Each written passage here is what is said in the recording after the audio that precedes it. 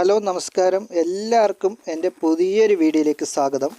അപ്പം ഇന്ന് നമ്മളെ കാച്ചിലെല്ലാം വിളവെടുത്തിട്ടുള്ള ഒരു വീഡിയോ ആണ് ചെയ്യാൻ പോകുന്നത്. ഇത് ഇപ്പോഴല്ല വിളവെടുത്തത്, കുറച്ച് കാലം മുമ്പേ വിളവെടുത്ത വീഡിയോ ആണ്. പിന്നെ ഞാനത് ഇട്ടിട്ടില്ല, അത് സമയം വൈകിട്ടാണ് ഇപ്പോൾ ഇടുന്നത്. അപ്പോൾ അന്നേരം എഡിറ്റ് ചെയ്യാനും കാര്യങ്ങളൊന്നും പറ്റിയിട്ടില്ല. ഇപ്പം നമ്മൾ കാച്ചിലെല്ലാം ഒരു ബക്കറ്റ് കാച്ചിൽ കിട്ടിയിട്ടുണ്ട്, നമ്മൾ എല്ലാം പറക്കിയിട്ട്. അപ്പോൾ അതെല്ലാം നമ്മളൊന്ന് കഴുകി വൃത്തിയാക്കി എടുക്കാൻ പോവുകയാണ്. ഇത് കണ്ടില്ലേ, നല്ല നീളവും തടിയെല്ലാം ഉള്ള നല്ല അടിപൊളി കാച്ചിലാണ് നമുക്ക് കിട്ടിയത്. നമ്മളെ പറമ്പിൽ തന്നെ നട്ടുണ്ടാക്കിയ കാച്ചിലാണ് ഇത്. അപ്പോൾ ഇതിന് നന്നായിട്ട് വെള്ളം അടിച്ച് എല്ലാം ഒന്ന് കഴുകി എടുക്കുന്നുണ്ട്. അപ്പോൾ ഇതെല്ലാം കഴുകിയെടുത്തു. പിന്നെ ഇതിൻ്റെ ചെറിയ ചെറിയ വേരുകളെല്ലാം ഇങ്ങനെയുണ്ട്. അപ്പം അനിയത്തിയുടെ ഫ്രണ്ടും കൂടിയിട്ടാണ് ഇതിൻ്റെ പരിപാടിയെല്ലാം. രണ്ടായിട്ട് മുറിച്ചു. ഇനി അതിൻ്റെ തൊലിയെല്ലാം ചെത്തിയെടുക്കേണ്ടതായിട്ടുണ്ട്. അപ്പം ഇത് വലുതായതുകൊണ്ട് തന്നെ ഇതിനെ 2-4 കഷ്ണങ്ങളാക്കി മുറിക്കുന്നുണ്ട്. എന്നാൽ മാത്രമേ നമുക്ക് നല്ല അടിപൊളിയാക്കി എടുക്കാൻ പറ്റൂ. ഇത് എൻ്റെ അനിയത്തി മുറിച്ചെടുക്കുകയാണ്. അപ്പം സഹായത്തിന് അനിയത്തിയുടെ ഫ്രണ്ടും ഉണ്ട്, ഇവിടുത്തെ പെണ്ണാണ്.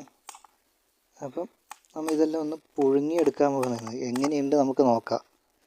എന്നിട്ട് നമ്മൾ കാന്താരി മുളകും കൂട്ടി തിന്നു. അതാണ് ഇന്നത്തെ പരിപാടി. അപ്പോൾ ഇത് കണക്ക് മുറിച്ച് ഒരു ഇലയിലേക്ക് ഇത് കണക്ക് കഷ്ണങ്ങളാക്കി വെച്ച്, കണ്ടില്ലേ, നമ്മൾ ഒരുപാട് മുറിച്ചിട്ടുണ്ട്. എല്ലാം മുറിച്ചിട്ടില്ല, എന്നാലും നമുക്ക് അത്യാവശ്യത്തിന് വേണ്ടുന്ന സാധനമെല്ലാം മുറിച്ചിട്ടുണ്ട്.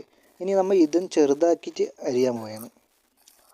ഇതേപോലെ കാണുന്നവരൊക്കെ ചെറുതായിട്ട് അരിയാൻ പോകുന്നു. കാരണം നമ്മൾ ഇത് പുഴുങ്ങിയിട്ട് വലിയ കഷ്ണങ്ങളാക്കി കഴിക്കുന്നില്ല, ഇത് പുഴുങ്ങി ഉടച്ചിട്ട് കഴിക്കാൻ വേണ്ടിയിട്ടുള്ള പരിപാടിയാണ്.